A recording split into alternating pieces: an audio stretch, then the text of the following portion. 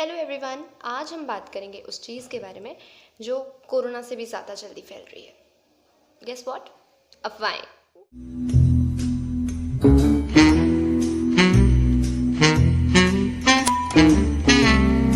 तो हम काफ़ी सारे अफवाहें सुनते रहते हैं हमारी बॉडी को लेके, जो मतलब लोग बोलते रहते हैं कि ऐसा करने से ऐसा होगा, और हम भी बिना सोचे समझे आगे लोगों को बताते रहते हैं। लेकिन उस चीज़ का कोई फैक्ट नहीं है, ना ही ऐसा रिसर्च में कभी पाया गया है। तो आज हम ऐसी कुछ चीज़ों के बारे में बात करने वाले हैं, और वो काफ़ी कॉमन मिथ है हमारी ही ह्यूमन बॉडी को लेके। तो पहला है, cracking knuckles causes arthritis. Cracking knuckles मतलब ऐसे। तो काफ़ी लोगों को ऐसा लगता है कि अगर हम ऐसे करके अपने नकल्स से आवाज़ निकालेंगे, वो पट पट वाली या कोई भी जॉइंट से, तो आर्थराइटिस होने के चांसेस होते हैं। लेकिन ये बिल्कुल भी ट्रू नहीं है। बहुत लोगों को लगता है कि ऐसा करने से हड्डियाँ कमज़ोर हो जाती हैं, ऐसा कुछ। तो फैक्ट क्या है, हमारे जो जॉइंट्स हैं वो जॉइंट्स के बीच में होता है साइनोवियल फ्लूइड। ये साइनोवियल फ्लूइड का क्या काम होता है कि ये हमारे जॉइंट्स को लुब्रिकेट करता है, मतलब ऑयलिंग जैसे, ताकि हमारे जॉइंट्स इजीली मूव कर सकें। लेकिन जैसे कि पानी के अंदर बबल्स बन जाते हैं, वैसे इस फ्लूइड के अंदर भी नाइट्रोजन बबल्स या एयर पॉकेट्स बन जाती है। तो जब हम अपने जॉइंट्स को ऐसे करते हैं तो जो आवाज़ आती है वो एयर बबल पॉप होने की आती है, और ये बिल्कुल भी हार्मफुल नहीं है। ऐसा करना उल्टा काफ़ी बार अच्छा भी माना जाता है, क्योंकि वो आपके जॉइंट्स का जो पेन है वो रिलीव कर देता है। अगर ऐसे करने से आपको बहुत पेन हो रहा है तो वो हार्मफुल हो सकता है, लेकिन बाकी नकल्स क्रैक करने से कुछ भी नहीं होता। दूसरा मिथ है कि वेपिंग इज़ सेफ़। अब जिनको पता नहीं है वेपिंग क्या होता है, वेपिंग को इलेक्ट्रॉनिक सिगरेट्स के नाम से भी जाना जाता है। अगर आपने मेरी ये पुरानी वाली वीडियो देखी होगी तो उसमें मैंने बताया है कि सिगरेट्स का एडिक्शन इसलिए होता है क्योंकि उसके अंदर निकोटीन नाम का एक सब्सटेंस प्रेजेंट होता है। तो जिन लोगों को निकोटीन की लत लग जाती है वो सोचते हैं कि हमें टोबैको सिगरेट से लंग कैंसर हो सकता है, तो वो ई सिगरेट्स यूज़ करने लग जाते हैं, जिसके अंदर निकोटीन तो होगा लेकिन लंग कैंसर का रिस्क कम हो जाएगा। पर फैक्ट क्या है कि ई सिगरेट्स भी बहुत ज़्यादा हार्मफुल हैं। भले ही वो लंग कैंसर का रिस्क कम कर देती हैं, लेकिन वो लंग अक्यूट इंजरी का रिस्क बढ़ा देती हैं। मतलब जो हार्म है वो उतना ही होगा, बस उसका फॉर्म अलग हो जाएगा।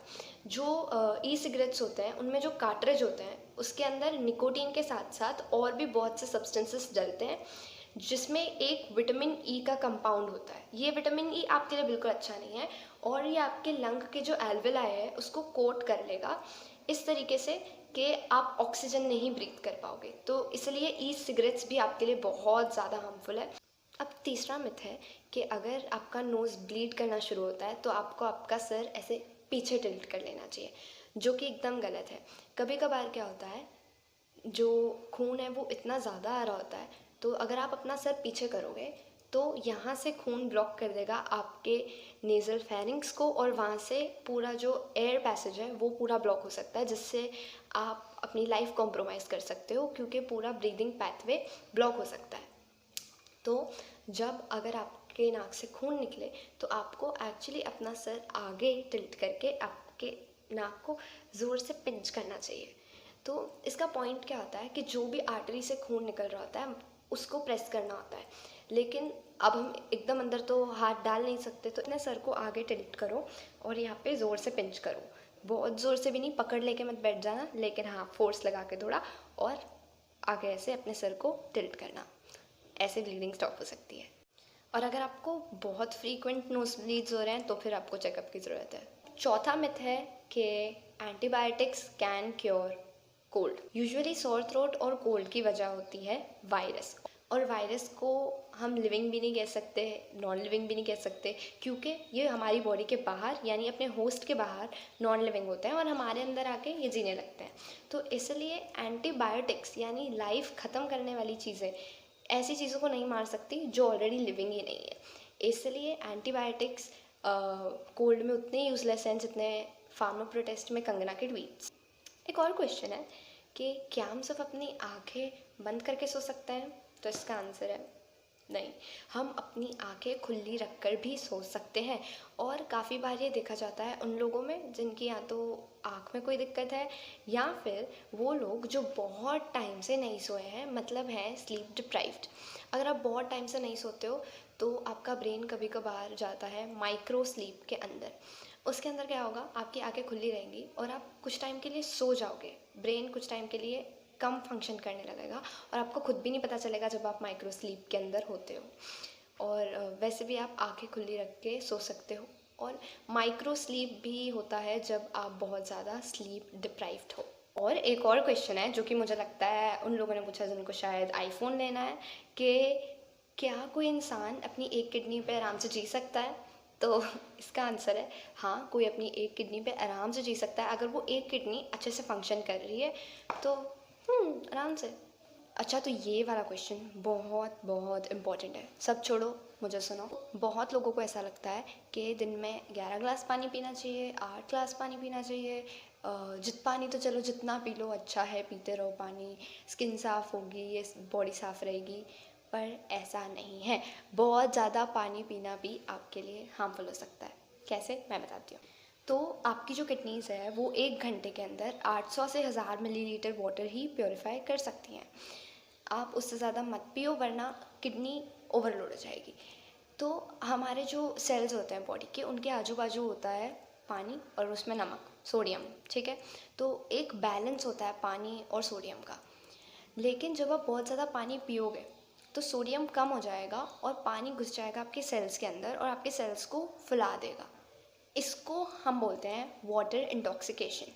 तो जब सेल्स बहुत ज़्यादा फूल जाते हैं तो कुछ बॉडी पार्ट्स तो वो सह लेते हैं जो स्ट्रेची टिश्यू से बने होते हैं। लेकिन जैसे कि जो आपका स्कल का जो पार्ट है, तो अगर ब्रेन में ऐसा होता है तो आपका स्कल बहुत रिजिड है, इसलिए वो ये फूले हुए सेल्स को नहीं सह सकता और इससे आपको सर दर्द होगा। ज़्यादा टाइम ऐसा करने से ब्रेन डैमेज भी होगा, कोमा भी हो सकता है, डेथ भी हो सकती है। और स्पेशली जो मैराथन रनर्स या एथलीट्स होते हैं, वो जब अपनी बॉडी के साथ वर्कआउट करते हैं तो उनकी पूरी बॉडी पे स्ट्रेस फील होता है, साथ ही उनकी किडनीज़ में भी। तो इसलिए वो अगर अचानक से ढेर सारा पानी पी लेंगे तो उतनी उनकी किडनीज़ एफिशिएंटली वो पानी को प्योरीफाई नहीं कर सकती हैं। तो इसलिए ये भी एक मिथ है कि जितना पानी हो सकता है पियो, पानी से कुछ नहीं होगा, ऐसा नहीं है। अच्छा, लास्ट क्वेश्चन बहुत इंटरेस्टिंग है। हमें स्कूल में पढ़ाया जाता है वेस्टिजियल ऑर्गन्स का। वेस्टिजियल ऑर्गन्स मतलब वो जो पहले हमारे पूर्वजों में होते थे लेकिन अब हम में प्रेजेंट हैं लेकिन यूज़लेस हैं, जैसे कि विजडम टीथ। और वैसे ही एक वेस्टिजियल ऑर्गन है अपेंडिक्स, जो यूजुअली फूल जाता है लोगों में और फिर उसको निकालना पड़ता है ऑपरेशन करके। तो रिसेंट स्टडीज से पता चला है कि अपेंडिक्स इज़ नॉट यूज़लेस। ऐसा नहीं है कि उसका बहुत बड़ा रोल है, पर वो एकदम यूज़लेस भी नहीं है। अपेंडिक्स के अंदर गुड माइक्रो ऑर्गेनिजम्स या फिर अच्छे बैक्टीरिया प्रेजेंट होते हैं। तो जैसे ही आपकी बॉडी स्टूल पास करती है तो आपकी जो इंटेस्टाइन की लाइनिंग होती है उसके अंदर अपेंडिक्स गंदे बैक्टीरिया आने से पहले अच्छे बैक्टीरिया की लाइनिंग बना देता है। तो अपेंडिक्स का ये फ़ायदा है, वो कम्प्लीटली यूज़लेस नहीं है।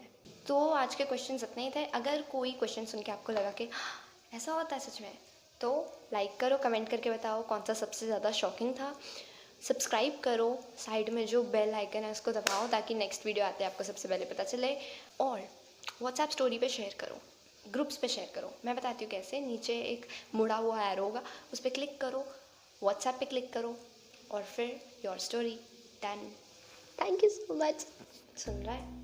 नहीं, अच्छा मेरा नहीं हो रहा है यार, शिट। मुझसे बात निकाल दे।